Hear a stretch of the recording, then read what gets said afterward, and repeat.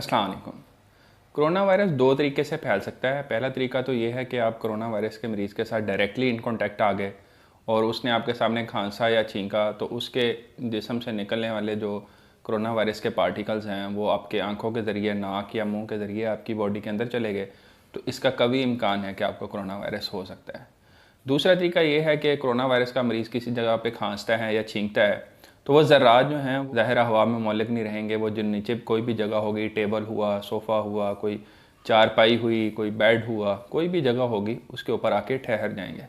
तो मुख्तलिफ रिसर्चर्स ने इसके ऊपर रिसर्च की है कि कोरोना वायरस के जो पार्टिकल्स हैं वो किसी भी सरफेस पर कितनी देर तक ज़िंदा रह सकते हैं।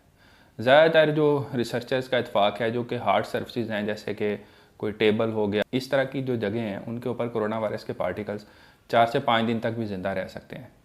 तो अगर आप किसी ऐसी जगह पे चले गए जहाँ पे कोरोना वायरस के मरीज़ ने खांसा था और वहाँ पे कोरोना वायरस के जो पार्टिकल्स हैं वो सरफेस के ऊपर पड़े रहते हैं और आपका हाथ वहाँ पे लग जाता है और वो हाथ आप नाक या मुंह को लगा लेते हैं, तो इस तरह से भी कोरोना वायरस आपके जिस्म में दाखिल हो सकता है। इसको हम फोमाइट ट्रांसमिशन कहते हैं।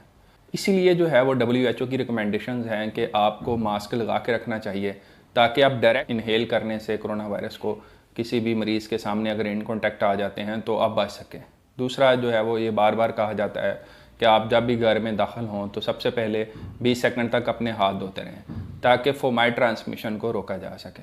ये दो काम तो आपको ज़रूर करते रहना चाहिए। इसी से फिर एक सवाल जन्म लेता है कि कोरोना वायरस का जो मरीज़ हम अपने घर के अंदर ट्रीट कर रहे होते हैं, जिसको हमने अपने घर के अंदर ही आइसोलेट किया होता है, वो जब अपनी आइसोलेशन कंप्लीट कर लेता है तो उसके ज़रिए इस्तेमाल जितनी भी चीज़ें हैं उनको कैसे डिसइंफेक्ट किया जाए, क्योंकि ज़ाहिर है कि वो वहाँ पे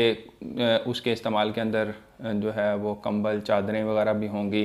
इसी तरह ही वो अगर कुछ किताबें पढ़ता रहा होगा फ्री टाइम में, या फिर कोई मोबाइल या लैपटॉप या इस तरह की इलेक्ट्रॉनिक्स की डिवाइसेस इस्तेमाल करता रहा हो, या जिस जगह पे वो सोता रहा हो, चारपाई, बेड या साइड टेबल्स हैं, जिस जगह पे बैठ के खाना खाता रहा हो, तो वो उन सारी जगहों पे वायरस हो सकता है। इसी तरह ही अगर वो उस रूम के साथ अटैच वाशरूम है तो उस वाशरूम के अंदर जो टूटियाँ वगैरह हैं या जो प्लास्टिक की चीज़ें हैं, टब कप वगैरह है, उनके ऊपर भी वायरस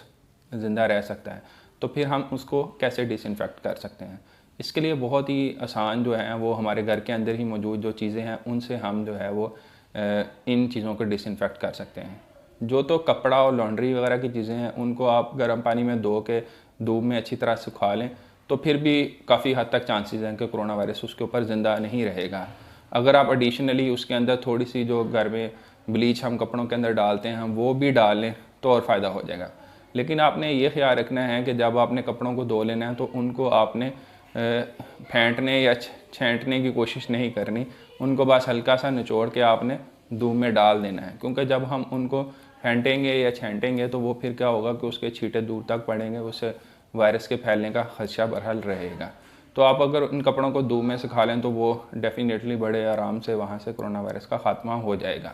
जो बाकी चीज़ें हार्ड सर्फेसिस हैं, जैसे कि डोर नॉब्स हो गए या वो टेबल्स हो गए जिनको वो इस्तेमाल करता रहा हो, चारपाई या बेड्स वगैरह, उनके लिए फिर ये है कि आप अपने घर के अंदर ही एक डिसइंफेक्टेंट सोल्यूशन बना सकते हैं। उसके लिए क्या करना है कि आपने एक हिस्सा जो है वो घरों में इस्तेमाल होने वाली ब्लीच जिसमें सोडियम हाइपोक्लोराइट हो वो, और आपको पानी चाहिए, आपने एक हिस्सा सोडियम हाइपोक्लोराइट का डालना है और 50 हिस्से पानी का डालें। अगर मैं ऐसे ही बात करूं कि एक गिलास जो है वो पानी जो कि तकरीबन 250 ml होता है, तो उसके अंदर आपको सिर्फ एक ढक्कन जो है वो ब्लीच का डालना है, तो आपका डिसइंफेक्टेंट सोल्यूशन तैयार हो जाएगा। आप कोई भी साफ़ कपड़ा ले लें, रुमाल ले लें, उसको उस पानी में डिप करके जो इस तरह की हार्ड सर्फेसिस हैं उनके ऊपर अच्छी तरह जो है वो फेर देंगे, तो कोरोना वायरस जो है वो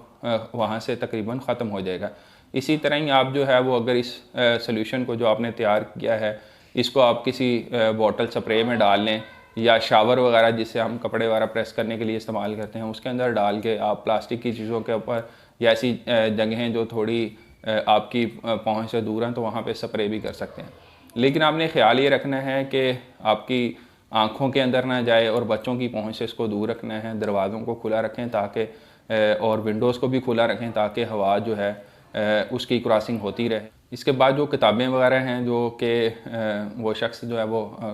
जो भी आइसोलेटेड था पढ़ता रहा हो, उसके लिए बस सिर्फ ये है कि उन किताबों को आपने ज़ाहिर है उसके अपन आप स्प्रे कर सकते हैं ना, उसके ऊपर कोई और डिसइंफेक्टेंट अप्लाई कर सकते हैं, तो उनको आपने अलहदा कहीं पे रख दें उनको 24 से 48 घंटे के लिए आप टच ना करें तो उनके ऊपर से वायरस जो है वो खुद ब खुद ही ख़त्म हो जाता है। पेपर के ऊपर वायरस ज़्यादा देर तक ज़िंदा नहीं रहता। इसीलिए ये लेटर भी इशू किया गया था कि जो पोस्टल सर्विसेज के ज़रिए चीज़ें आती हैं उनसे कोरोना होने के चांसेस बहुत कम हैं, क्योंकि मोस्टली जो पोस्टल सर्विसेज हैं उनकी चीज़ें 2 से 3 दिन के अंदर पहुँचती हैं, तो तब तक उसके ऊपर कोरोना वायरस वैसे भी ज़िंदा नहीं रहेगा। आखिर में जो चीज़ें हैं इलेक्ट्रॉनिक्स की, उनके लिए आपको सिंपल बहुत ही सस्ते से अल्कोहल वाइप्स मिल जाते हैं। वो आप जो है वो इलेक्ट्रॉनिक की जितनी भी डिवाइसेस हैं, मोबाइल वगैरह हो गया, लैपटॉप हो गया या रिमोट वगैरह हो गए, तो उनके ऊपर आप उस वाइप्स जो अल्कोहल स्वैब्स होते हैं उनको आप अगर फेर दें तो वहाँ से कोरोना वायरस का ख़ात्मा हो सकता है। तो आप ये छोटे छोटे काम जो हैं जो कि आपके लिए करने आसान भी हैं, तो आपको ऐसे कर लेने चाहिए, क्योंकि अक्सर लोग ये सवाल करते रहे हैं जब कोरोना के मरीज़ अपनी आइसोलेशन ख़त्म करता है तो उसकी जो ज़ेर इस्तेमाल चीज़ें हैं उनको फिर कैसे डिसइंफेक्ट किया जाए। तो मेरे ख़्याल में बहुत ही सस्ते में और बहुत ही आसानी से जो आप अपने घर के अंदर ही चीज़ों को डिसइंफेक्ट कर सकते हैं ताकि कोरोना वायरस के फैलाव को बचाया जा सके। उम्मीद है आपको ये वीडियो पसंद आई होगी। वीडियोस को लाइक करने का, शेयर करने का, चैनल को सब्सक्राइब करने का और मेरे लिए बेशुमार नेक तमन्नाएं भेजने का आपका बहुत बहुत शुक्रिया।